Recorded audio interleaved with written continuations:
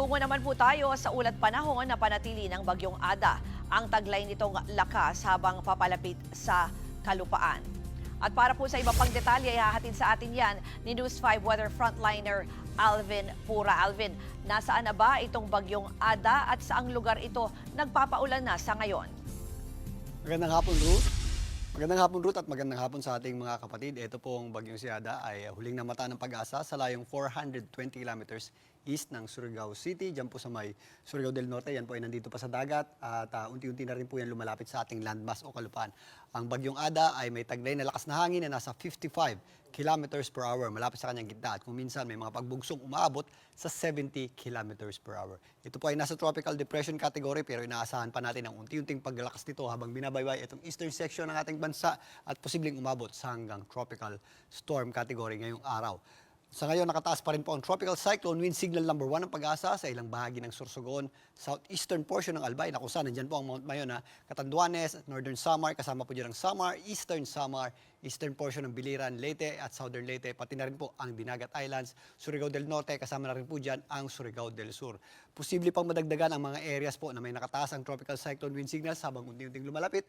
Ito po ang Bagyong Ada at kasabay po ng paglakas din po niyan, mas madadagdagan din po at mas tataas pa yung ating tropical cyclone wind signal. Ruth? Alvin, kailan ba at saan posibleng mag-landfall ang Bagyong Ada?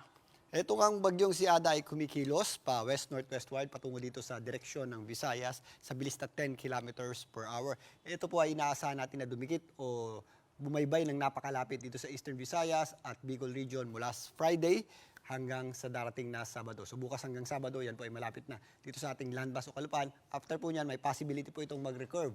Papunta na po dito sa kalagitnaan ng Philippine Sea. Pero again, meron tayong area of uncertainty na pumapasok po itong Eastern Visayas at Bicol Region, lalong-lalo na yung Catanduanes area dahil nakausli po yan. So sa ngayon, hindi pa rin po natin inaalis ang possible na pagtama nito sa lupa o pagsabit dito sa mga areas ng Samar provinces, kasama na po dyan ang Bicol Region ngayong Friday hanggang Saturday. Yung Alvin, yung binabanggit mo nga yung Bicol Region at sabi mo na rin, nandyan itong Mayon Volcano. Kung sakali, gaano ba karaming ulan ang dala niyan? Gaano kalakas posibleng umabot yung Bagyong Ada, lalo na binabantayan yung lahar dyan sa Bicol?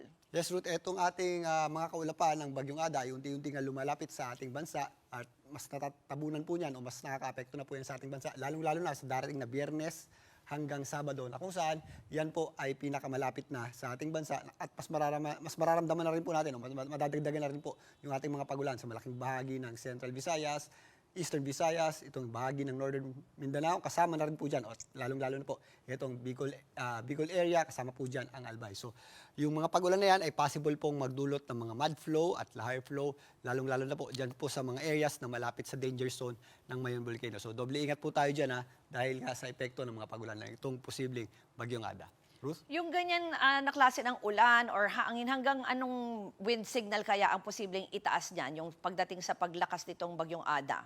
If ever umabot tayo sa tropical storm category, ang pinakamalapit natin na area na lalapitan ng gitna or center nito ay posibleng magtaas pa ng tropical cyclone wind signal number 2, itong Bagyong Ada.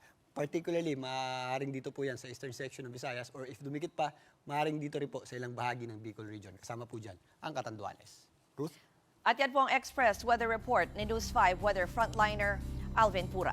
Mga kapatid, Ruth Cabalco, para sa mabilis na pasada ng mga balitang dapat niyong malaman, mag-follow at mag-subscribe sa social media pages ng News 5.